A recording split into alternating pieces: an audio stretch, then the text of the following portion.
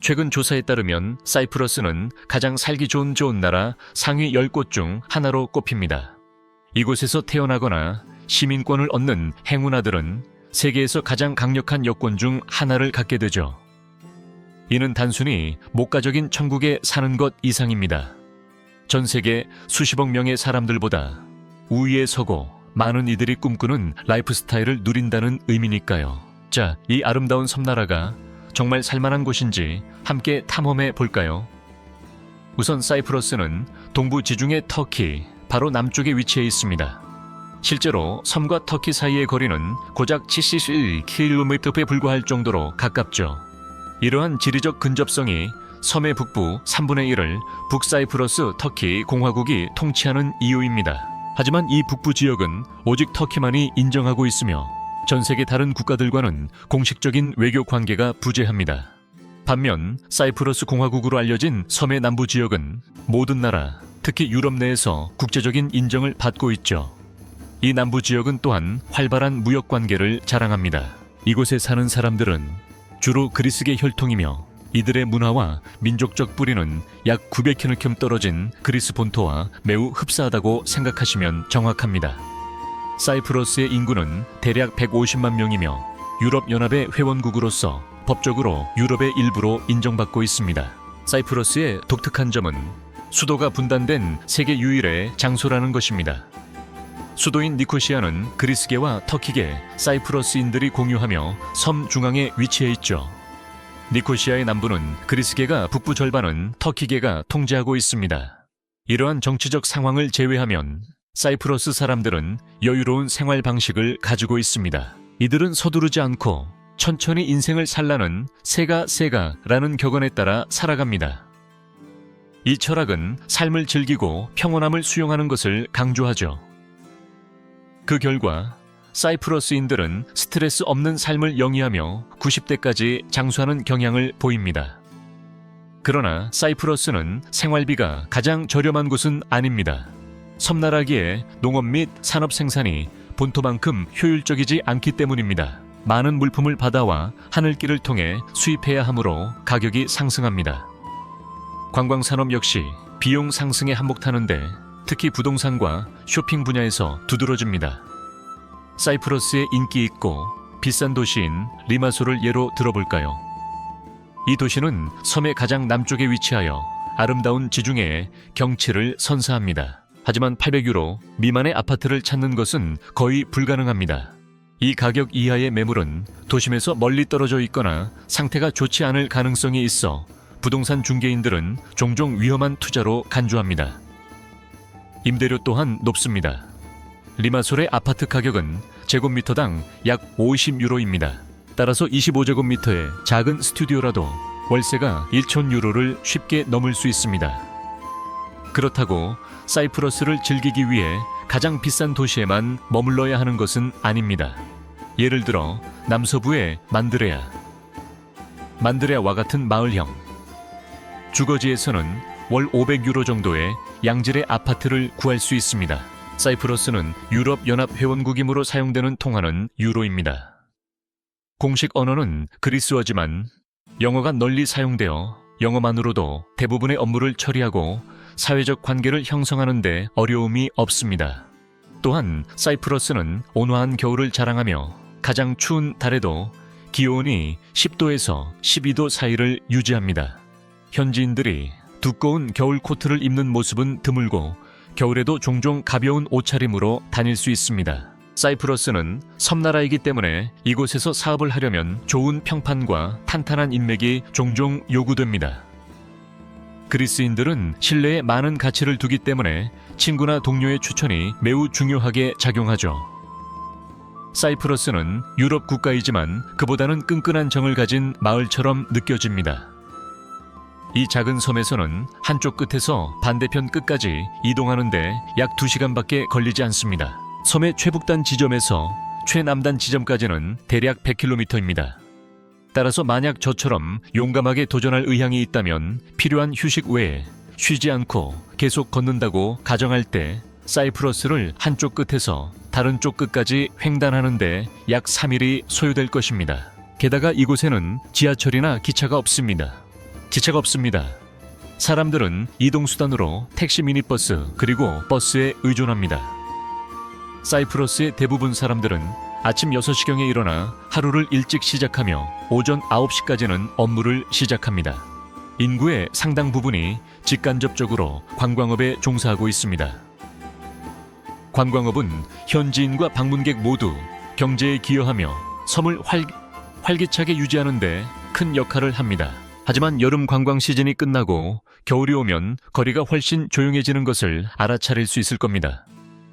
관광객이 줄면서 카페와 관광 명소들이 텅 비어 보일 수 있고 섬은 한결 차분해진 느낌이 듭니다. 사이프러스에서의 생활비는 다른 많은 곳에 비해 매우 비쌉니다. 그래서 중산층이나 저소득층 가정이 노후에 이곳에 정착하기는 어려울 것입니다. 사이프러스로 영구 이주하는 이들은 대부분 부유한 가정이며 주로 다른 유럽 국가에서 옵니다.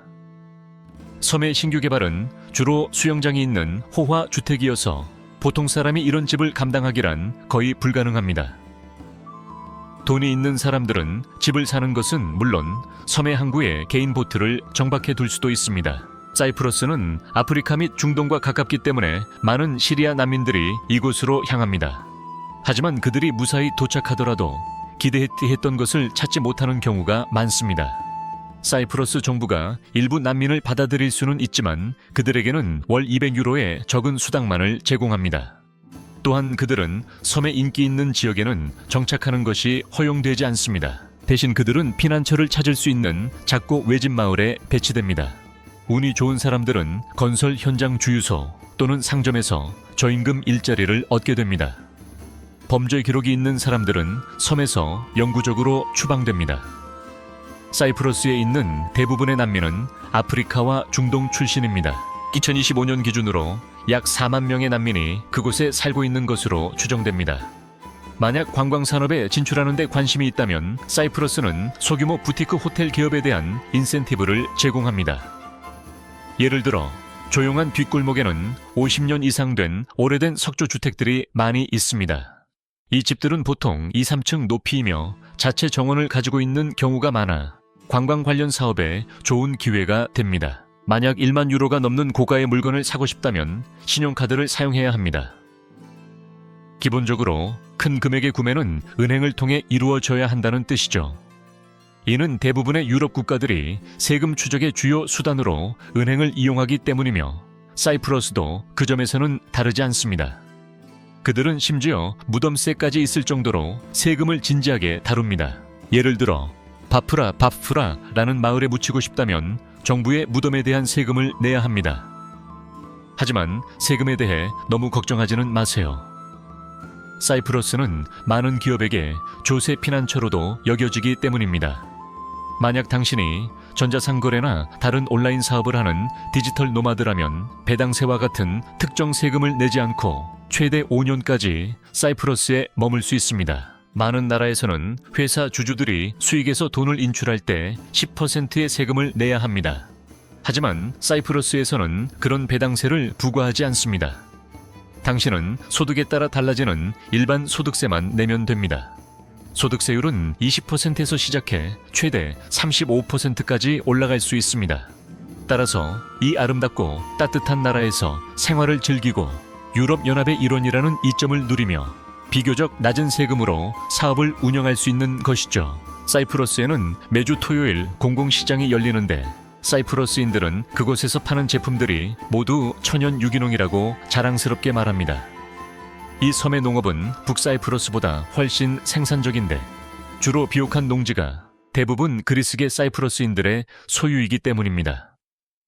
그들은 올리브를 재배해 올리브유를 만들고 감자, 당근 등 여러 채소를 생산하며 포도밭에서 와인까지 만듭니다. 사이프러스는 할로미라는 치즈로도 유명합니다. 많은 노인들이 신선한 자연식품, 특히 올리브유를 먹기 때문에 섬에서 장수합니다. 사이프러스의 70세 미만. 대부분은 심장질환으로 고생하지 않지만 그럼에도 불구하고 기름진 고기, 특히 양고기를 즐겨 먹습니다. 심지어 중세시대에도 사이프러스인들은 바람 많고 척박한 해안 지역을 피해 섬의 중앙 산악지대에 살았습니다. 이처럼 보다 보호된 지역에서 그들은 고기를 얻기 위해 염소나 양 같은 동물을 길렀습니다. 그래서 사이프러스가 섬임에도 불구하고 현지인들이 생선을 많이 먹을 것이라고 기대하지 마세요. 그들은 육고기를 더 즐깁니다. 세계보건기구 WHO에 따르면 사이프러스인들 사이에서는 당뇨병과 알츠하이머가 더 흔하며 70세 이상 노인들은 심장질환으로 고통받는 경우가 많습니다. 또 다른 차이점은 터키계 사이프러스인들과 달리 그리스계 사이프러스인들에게는 차를 마시는 문화가 거의 없다는 점입니다. 터키계는 차를 즐겨 마시지만 그리스계는 대신 커피를 마시는 경향이 있죠. 실제로 레스토랑이나 카페 메뉴에서 차를 찾기는 어렵습니다.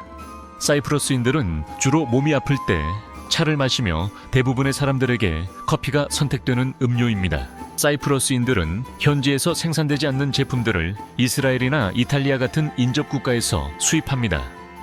하지만 남사이프러스는 북사이프러스 터키 공화국을 터키에 의해 점령된 지역으로 간주하기 때문에 교역하지 않습니다. 이 섬 주민들이 장수하는 이유 중 하나는 그들의 친절하고 이야기하기 좋아하는 성격 덕분입니다. 그들은 이기적이거나 서로에게 수줍어하지 않습니다. 사람들은 친절하고 서로에게 미소 지으며 이는 긍정적인 분위기를 조성하고 건강과 장수에 기여합니다.